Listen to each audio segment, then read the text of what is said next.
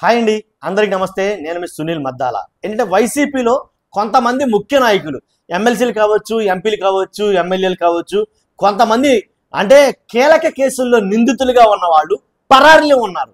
వాస్తవం అయితే కనుక పరారీలో ఉన్నారు. ఈ మాట నేనంటం కాదు, అయితే మెయిన్ ఒక ప్రధాన పత్రిక రాసింది.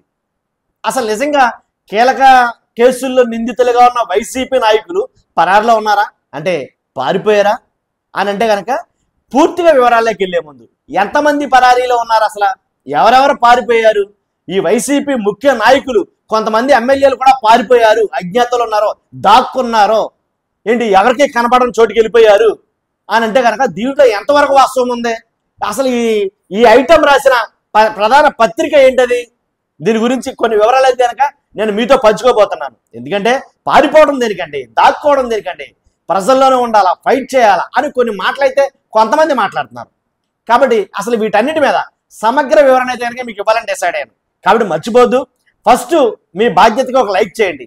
చాలామంది అంటే ఈ పార్టీని అభిమానించే వాళ్ళకి చాలామందికి తెలియాల్సిన అంశాలు విషయాలు ఇందులో ఉన్నాయి. అంటే బయటికి ఏం చూపిస్తుంది, కొన్ని ప్రధాన పత్రికలు కానీ కొన్ని ఛానల్ కానీ బయటికి చూపించేది ఏంటి, పారిపోయారు చేతకాక, దాక్కున్నారు లోపలికి వెళ్ళి అని కొన్ని మాటలైతే మాట్లాడుతున్నాయి. కానీ ఏది వాస్తవం ఏది అబద్ధం అనేది మనం చెప్పబోతాం. కాబట్టి మీ బాధ్యతగా ఫస్ట్ అయితే లైక్ చేయండి. లైక్ చేశారా? లైక్ చేస్తే కనుక ఇప్పుడు ఈ వీడియోని ఎండ వరకు చూడండి, మధ్యలో ఎక్కడ స్కిప్ చేయొద్దు. అసలు పారిపోయిన వాళ్ళు ఎవరో, దాక్కున్న వాళ్ళు ఎవరో, అసలు ఎందుకు కేసులు పెట్టాల్సి వచ్చింది, ఎప్పుడు కేసులు పెట్టారు, ఇవన్నీ వివరంగా చెప్పబోతున్నాను. కాబట్టి వీడియో ఎండ వరకు చూడండి, లెంత్ అయినా కంగారు పడొద్దు. వీడియో ఎండ వరకు చూసి మీ అమూల్యమైన అభిప్రాయాన్ని ఈ వీడియో మీద మీ అమూల్యమైన అభిప్రాయాన్ని ఖచ్చితంగా ఇవ్వండి. నాతో పాటే నలుగురు చదువుతారు. ఎంతమందికి అయితే ఈ వీడియో షేర్ అవుతుందో వాళ్ళందరూ కూడా మీ అభిప్రాయాన్ని చదువుతారు, మీతో పాటు చర్చలో పాల్పంచుకున్నట్టే. అంతేకాదు పక్కాగా మన ఛానల్ సబ్స్క్రైబ్ చేసుకోవచ్చు. పార్టీలకు అతీతంగా వైసీపీలో ఏంటి నిందితులుంటే వైసీపీలో నిందితులు ఉన్నారని చెప్తాం, టీడీపీలో నిందితులుంటే టీడీపీలో నిందితులు ఉన్నారని చెప్తాం. ఉన్న వాస్తవాన్ని నర్మగర్భంగా తెలియజేస్తాం, దాంట్లో ఎలాంటి డౌట్ లేదు. ముక్కుసూటిగా ఉన్న విషయాన్ని చెప్పడం మనకున్న అలవాటు. కాబట్టి పక్కగా మీరు సబ్స్క్రైబ్ చేసుకోవచ్చు మన ఛానల్ని, ఎలాంటి డౌట్ లేదు. ఫస్ట్ అయితే లైక్ చేయండి, నాకు కొంచెం మోటివేషన్గా ఉంటుంది. అలాగే మీ బాధ్యత కూడా లైక్ చేయండి, ఈ వీడియో ఎక్కువ మందికి షేర్ అవుతుంది. కీలక కేసుల్లో ఉన్న నిందితులు పరారీలో ఉన్నారు. ఈ విషయాన్ని ప్రధాన పత్రిక ఏంటి రాసుకొచ్చింది అని చెప్పాను కదా, ఆ ప్రధాన పత్రిక ఏదో కాదు, ఆంధ్రజ్యోతి పత్రిక రాసుకొచ్చింది. ఒక ఐటమ్ తీసుకొచ్చింది అనమాట. దాంట్లోని మనకున్న కొన్ని వాస్తవాలను జోడించి, అర్థమైంది కదండి. ఆంధ్రజ్యోతి రాసుకొచ్చిన 4-5 పేర్లు కాకుండా ఇంకా ఎంతమంది కేసుల్లో ఉన్నారో, వైసీపీలో ముఖ్య నాయకులు ఎంతమంది సైలెంట్లో ఉన్నారో, అజ్ఞాతంలో ఉన్నారో, కనబడకుండా పోయారు అనే దాని మీద ఈ వీడియో. కాబట్టి చూద్దాం ఏంటనేది. కొంతమంది పేర్లు అయితే చెప్తున్నాను, ఒకసారి గుర్తుపెట్టుకోండి. వీళ్ళ గురించి తర్వాత వివరిస్తాను. 1 దేవినేని అవినాష్, అంటే కీలక కేసుల్లో నిందితులు పరారీలో ఉన్నారు, పారిపోయారు, దాక్కున్నారు, అజ్ఞాతంలోకి వెళ్ళిపోయారు, ఏదైనా అనుకోండి. ఇంకా 1 దేవినేని అవినాష్, 2 లేళ్ల అప్పిరెడ్డి, 3 తలసిర రఘురాం, 4 జోగి రమేష్, 5 పిన్నెల్లి వెంకటరామరెడ్డి, 6 పారుగంటి చైతన్య, 7 నందిగం సురేష్. అంటే నేను చెప్పిన వాళ్ళలో అరెస్టులు కూడా జరిగినాయి, కొంతమంది ఇప్పుడు ప్రజెంట్ అరెస్ట్లో కూడా ఉన్నారు. ఎగ్జాంపుల్ నందిగం సురేష్ గారు. అలాగే షేక్ రబ్బానీ, ఏంటి పేరు కొత్తగా ఉందని అనుకోవచ్చు మీరు, అంటే లేళ్ల అప్పిరెడ్డి గారికి ప్రధాన అనుచరుడు ఈయన, ఎవరో షేక్ రబ్బానీ అన్న ఆయన. ఈయన కూడా అరెస్ట్ చేసి అరెస్ట్లోనే ఉన్నాడు ప్రజెంట్. తర్వాత 8 మంది చెప్పాను కదా. 9 జోగి రమేష్ అనుచరులు 2 ఉన్నారు, ప్రధాన అనుచరులు వీళ్ళు జోగి రమేష్కి. అయితే కొంచెం జయరాజు అక్యూజ్డ్ 23 కింద ఉంటున్నాడు ఈయన. తర్వాత వెంకటేశ్వరరావు అక్యూజ్డ్ 13 కింద ఉంటున్నాడు. వీళ్ళిద్దరిని కూడా అరెస్ట్ చేశారు. 9, 10, 11 అనుకోండి. తర్వాత 12 పిన్నెల్లి సోదరుల ప్రధాన అనుచరుడు తురకా కిషోర్, అసలు కనబట్ల. తురకా కిషోర్ అజ్ఞాతంలో ఉన్నాడు, వాస్తవం ఇదే. వాళ్ళు రాసినా రాయకపోయినా వాస్తవం ఇదే. తురకా కిషోర్ అజ్ఞాతంలో ఉన్నాడు. అంటే ఈయన కూడా ఆ వెంకటరామరెడ్డి ఎవరైతే ఉన్నారో, పిన్నెల్లి సోదరుడు ఎవరైతే ప్రధాన అనుచరుడు ఈయన తురకా కిషోర్, వెంకటరామరెడ్డి ఎవరైతే పరారీలో ఉన్నారో వెంకటరామరెడ్డితో కలిసి పరారైపడి ఈయన తురకా కిషోర్ గారు 3 హత్యాయత్నం కేసుల్లో నిందితుడిగా ఉన్నాడు ఈయన.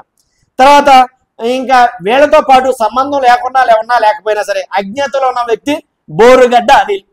చాలా మంది తెలుసు, ఇప్పుడు అధికార పక్షంలో ఉన్న వాళ్ళకి బోరుగడ్డ అనిల్ అంటే ప్రాణ సంకటంగా తయారయ్యాడు 5 సంవత్సరాల్లో, వాస్తవం ఇది. దాంట్లో ఎలాంటి డౌట్ లేదండి. పార్టీలకు అతీతంగా మాట్లాడుకోవాలి కొన్ని విషయాలు. ఇప్పుడు వరకు నేను 12, 13 ఇంకొంచెం 13 పేర్లుగా చెప్పా, ఇంకో 4-5 చెప్పొచ్చు అజ్ఞాతంలోకి వెళ్ళిపోయిన వాళ్ళలో. నిజమండి. ఎందుకంటే అసలు మాట్లాడకుండా సైలెంట్ అయిపోయిన అనిల్ యాదవ్ లాంటి వాళ్ళని, ఇలా కొంతమంది అయితే ఉన్నారు చెప్తానుగా, వాళ్ళందరి గురించి చెప్పొచ్చు మనం.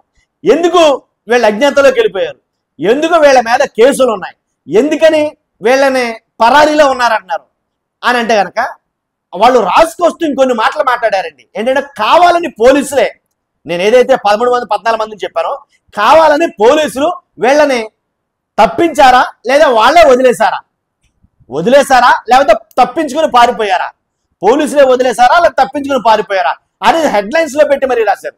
నిజంగా ఇప్పుడు ఏ పార్టీ అధికారంలోకి ఉంది, ఇప్పుడు వాస్తవం మాట్లాడదాం, ఏ పార్టీ అధికారంలో ఉంది, పోలీసులు ఏ పార్టీ అధికారంలో ఉంటే వాళ్ళతోనే కదా, వాళ్ళ మాటే కదా వినేది. మరి పార్టీ అధికారంలో లేని పార్టీ వాళ్ళకి వీళ్ళెందుకు కొమ్ము కాస్తారు? వాస్తవాలు మాట్లాడదామండి. ఎలాగంటే చిన్న ఉదాహరణ, ఒక సామెత ఉంది, ఒక బంతిలో కూర్చున్నప్పుడు వడ్డించేవాడు మనోడైతే బంతిలో ఆ మూలను కూర్చున్నా వడ్డిస్తాడు, ఈ మూలను కూర్చున్నా వడ్డిస్తాడు, అవునా కాదా? మరి అలాంటప్పుడు అధికారంలో ఉన్నది వాళ్ళైతే పోలీసులు వీళ్ళ మాట ఎందుకు వింటారో ఇది కొట్టేయచ్చు దీన్ని, ఇంకా దాంట్లో ఎలాంటి డౌట్ లేదు. నేను ఏదైతే 13 మంది పేర్లు చెప్పానో, దేవినేని అవినాష్ గారు కూడా పరారీలో ఉన్నారు అని రాసుకొచ్చారు. దేవినేని అవినాష్ గారు పరారీలో ఉన్నాడంటే కనుక ఆయన ఒక వీడియో రిలీజ్ చేశాడు. ఇంకా నేను పరారీలో ఉండటమేంటి, నా ఇంట్లో నిర్భయంగా నా ఇంట్లో కూర్చొని ఉన్నాను, ఇదిగో చూడండి అని చెప్పి ఒక వీడియో చేశాడు. తర్వాత కొంతమంది అలాగే నందిగం సురేష్ గారిని అయితే కనుక ఆయన అరెస్ట్ చేశారు. అలాగే ఆయన మీద ఇంకా ఏదో దేశద్రోహం కేసు ఏదో కూడా ఆయన మీద పెట్టబోతున్నారు. ఏంటి బయటికి రాకుండా బెయిల్ రాకుండా లోపలే ఉంచి చేయాలన్నట్టుగా చేస్తారని ఒక ప్రధాన ఆరోపణ అయితే కనుక వైసీపీ చేస్తున్నారు. ఇంతగా వీళ్ళందరి మీద ఎందుకు కేసులు పెట్టారంటే నాకు తెలియగడుతున్నాను. ఎప్పుడు పెట్టారు ఈ కేసులు అంటే కనుక, ఏం గొడవలు అయినాయి, అసలు ఎంతమందిని చంపారు వీళ్ళు అని అంటే కనుక చంపటాలో అలాంటివి ఏం జరగలేదు. కానీ చంపిన వాళ్ళ మీద కేసులు పెట్టారా లేదంటే కనుక అది వేరే అంశం మళ్ళీ. కాబట్టి ప్రస్తుతానికి వీళ్ళ గురించి మాట్లాడుతాం. ఎవరి గురించి? కీలక కేసుల్లో నిందితులుగా ఉన్న వీళ్ళు పరారైపోయారు, వీళ్ళ గురించి మాట్లాడుతాం. కాబట్టి వీళ్ళలో అసలు ఎందుకు ఈ కేసులు అంటే కనుక 2021 అక్టోబర్ 19వ తారీఖున 2021 అక్టోబర్ 19వ తారీఖున మంగళగిరిలోని టీడీపీ కేంద్ర కార్యాలయం ఏదైతే ఉందో ఆ కార్యాలయాన్ని దాడి చేశారు. ఆ కార్యాలయాన్ని మొత్తం ధ్వంసం చేసేశారు, ఒక విధ్వంసం సృష్టించారు. మంగళగిరిలోని టీడీపీ కేంద్ర కార్యాలయం మొత్తం విధ్వంసం సృష్టించారు అక్కడ. ఆ దాడి కేసులో వీళ్ళందరినీ ఇప్పుడు అరెస్టులు చేయడం. అంతేకాదు, అది ఒకటే కేసు కాదు, ఇంకో ప్రధానమైన కేసు ఉంది. ఏంటంటే చంద్రబాబు నాయుడు గారి ఇంటి మీద దాడి చేశారు అనే ఒక కేసు ఉంది. కాబట్టి ఈ 2 కేసుల మీద, ప్రధానంగా ఈ 2 కేసుల మీద వీళ్ళందరినీ అరెస్ట్ చేశారు. నేను చెప్పిన 14 కాదు, ఇంచుమించు 400-500 మందికి అరెస్టులు కేసులు పెట్టడం జరిగింది.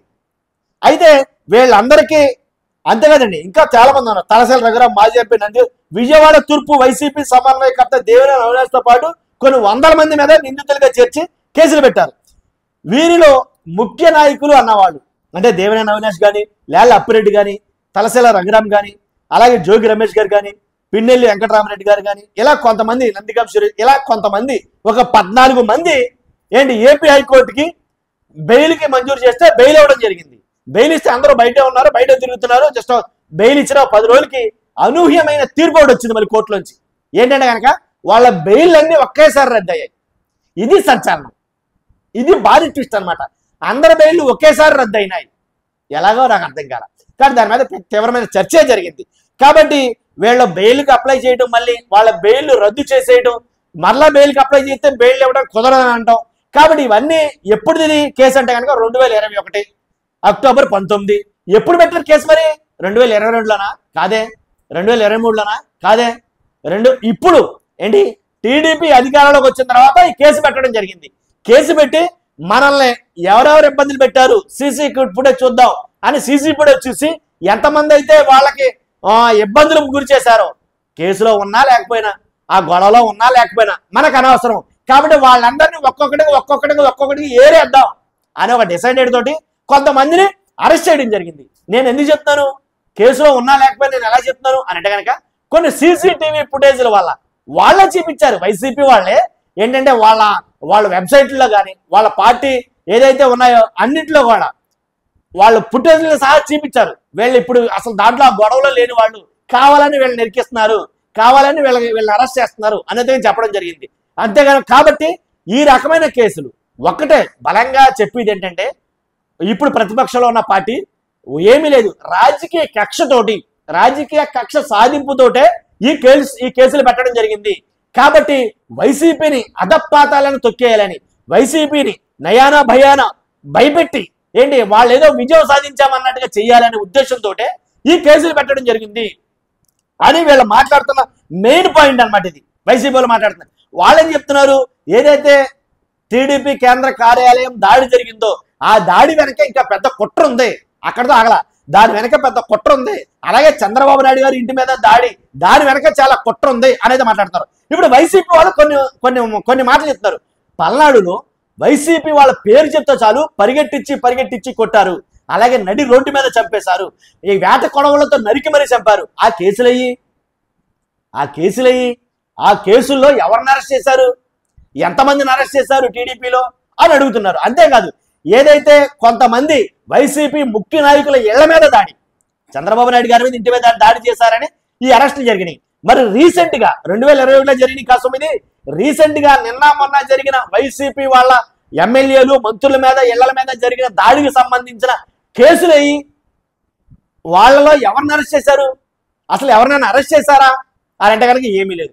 కాబట్టి ఇలాంటి కేసుల్లో ఇలాంటి నిందితుల గురించి కీలక కేసుల్లో పరారైపోయారు, వీళ్ళకి పోలీసులు తొత్తులుగా ఉన్నారు, పోలీసులు చూస్తున్నారు, వాళ్ళు తప్పించుకున్నారా లేకపోతే వదిలేశారా అని ఇలాగా ఒక కాలం అయితే రాయడం ద్వారా ఏమనిపించిందంటే పత్రికకు ఉండే కొన్ని విలువలు అయితే కనుక కోల్పోతాది అనేది. ఎందుకంటే వాస్తవాల్లోకి వెళ్ళి వివరణలతో సహా ఇవ్వాల్సినటువంటి పత్రికలు ఇప్పుడు అలా లేవు నన్ను అడిగితే కనుక.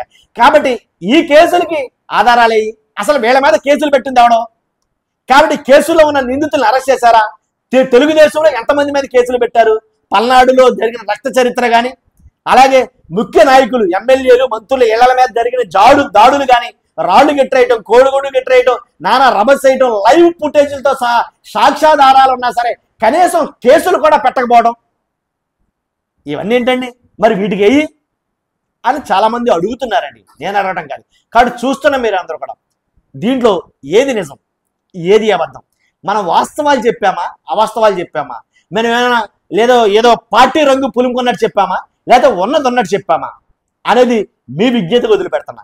కాబట్టి ఖచ్చితంగా నీతి నిజాయితీగా అనిపిస్తే కనుక, అంటే ప్రజలకు అవసరమైన ఉపయోగమైనటువంటి వీడియో అనుకుంటే కనుక ఖచ్చితంగా లైక్ అయితే చేయండి, మర్చిపోద్దు. ఎట్టి పరిస్థితుల్లో పాటు తర్వాత మీ అమూల్యమైన అభిప్రాయాన్ని మాత్రం ఖచ్చితంగా చెప్పండి. Thank you very much.